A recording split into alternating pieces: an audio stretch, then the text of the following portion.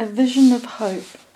Learning about acceptance, love and compassion helps us to accept ourselves without conditions. As our faith deepens, our understanding of what it means to act in good faith changes as well. We no longer use our disease or where we are in our recovery as an alibi for bad behaviour. Our recovery is constantly enriched by what we learn. We make peace with ourselves, with all we have gained and lost and learned and become. We find gratitude for the events that bring us to this moment. The process is a power greater than ourselves. The reward for staying with it is feeling at peace with who we are. Self-acceptance changes over time. We learn to live with our frailties and imperfections. We find that the defects we accept and forgive are more likely to be removed than those we fight against and try to control. We can mistake the obstacles in our path for part of ourselves. Learning to direct our attention toward our assets and goals away from our defects and obsessions is a new freedom. We start to believe that our positive attributes are not part of a facade or a figment of our imagination. Our feelings don't frighten us like they used to, and they seem to pass more quickly. We know that we may not change our feelings right away, but we can change our behaviour. Mood follows action. When we do the right thing, we can start to feel better. The person we see in the mirror may bear little resemblance to the version of ourselves that other people know. When we're locked in self-obsession, we may have no idea of the damage we're doing to the people around us, or even to ourselves. Similarly, when we reach out, we may not see the positive effects we have on our own spirits or the world around us. We may see ourselves as we were when we got here, not recognising that the principles we've been practicing have become part of who we are. We trust our sponsors and friends to show us the changes we cannot see in ourselves. Caring for our spiritual condition is like cleaning the house. If we want to benefit, the work must be ongoing. The better we do at keeping up with the daily routines, the less painful the big cleaning is when it comes, and the less often we have to undertake a major overhaul. We are responsible for our recovery, but that doesn't have to be an endless chore. A member shared, "There was a time when I dreaded step work, when it felt like a punishment. Now I'm excited to work on my recovery, because I know the steps are a road to freedom." It's not recovery that is painful. Our resistance to it is what hurts. When we step away from our recovery and act against our beliefs, that hurts. Using is about distortion. We are drawn to things that distort our perception, from drug use to resentment. Sanity is living in harmony with reality. When we are spiritually awake, we are willing to see clearly.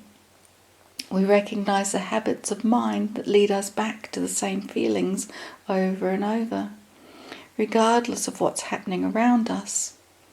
Until we stamp it with the name excitement or fear, the feeling can be identical.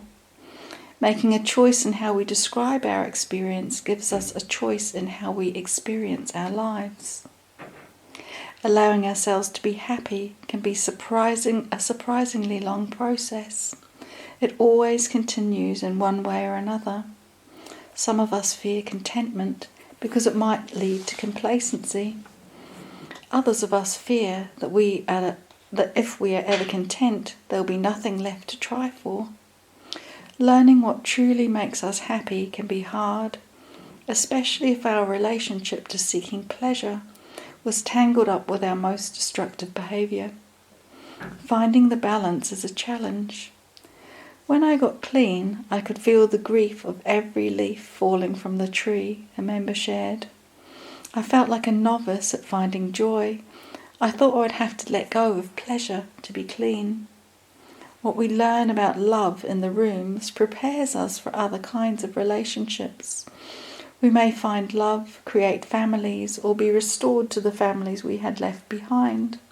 Some of us discover that we have talents for contributing to the world in other ways, whether through our creativity, our empathy, or our addict ability to focus on one thing and do it till it's done. The skills we learn in the rest of our lives, in turn, become tools we use to help carry the message. When we stay involved with NA, we can see that we have a valuable contribution to make to the world. We may not see all these changes at first, but we feel it somehow and get a glimmer of hope that our lives are changing. Desperation to passion. Once the process of cleaning up the wreckage begins, the ways that we need to grow may not be visible from the outside. We go from being totally impulsive to feeling like our decisions have to be permanent. Something has to drive us or draw us.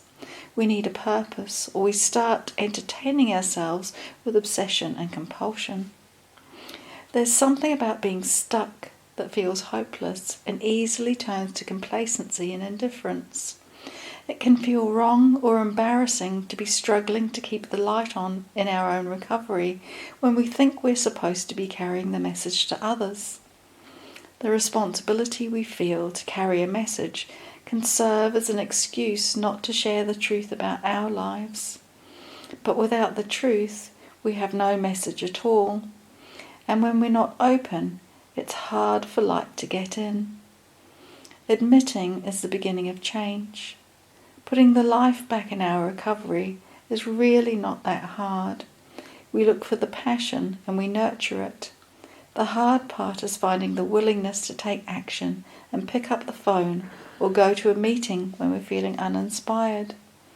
There is magic and a healing grace in meetings, but we cannot see it when our attitude blinds us. Coming back to meetings after we've been gone for a while can be awkward and difficult, or it can be like coming home.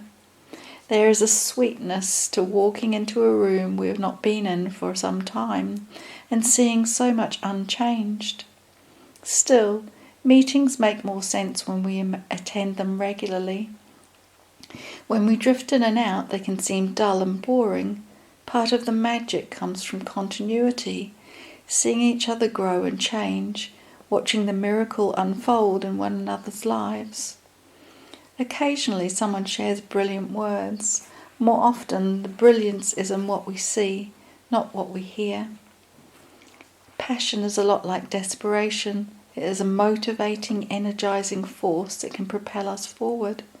But passion is rarely bestowed upon us. It comes from within. The more we draw on our passion, the more of it we have. Making the shift from desperation to passion is a first step issue. Our journey is always just beginning, and our capacity and our need for spiritual growth is infinite. The same tools that brought us from the brink of death can continue to bring us miracles beyond measure when we learn to fuel our journey with passion and excitement rather than pain and desperation. There is a transition that happens to each of us in the process of recovery, an indefinable moment when we move from desperation to passion. Where we had been motivated by the fear of greater pain, we start to see new opportunities for growth in our struggles and become willing to move forward out of hope rather than fear. This may not be our first spiritual awakening, but it is certainly an awakening of the spirit into a new sense of possibility.